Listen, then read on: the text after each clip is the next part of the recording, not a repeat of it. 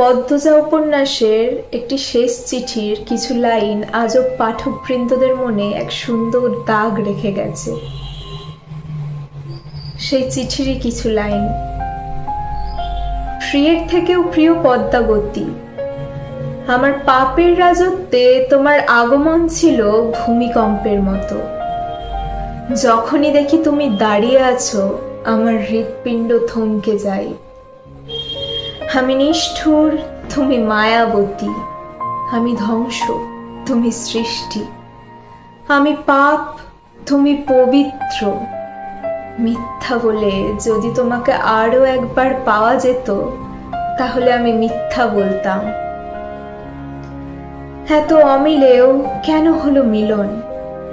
কেন কালো অন্তরে ছড়িয়েছিলে ফুলের সুবাস? আমাকে ধ্বংস করার জন্য কি অন্য কোনো অস্ত্র ছিল না? বিচ্ছেদের বিষাক্ত ছোবলে নীল হয়ে যাচ্ছি আমি। তোমাকে দেখার তৃষ্ণা আমার কোনোদিনই মিটবে না। তুমি চাও বা না চাও, পরপারে দেখা হলে আমি আবার তোমার পিছু নেব।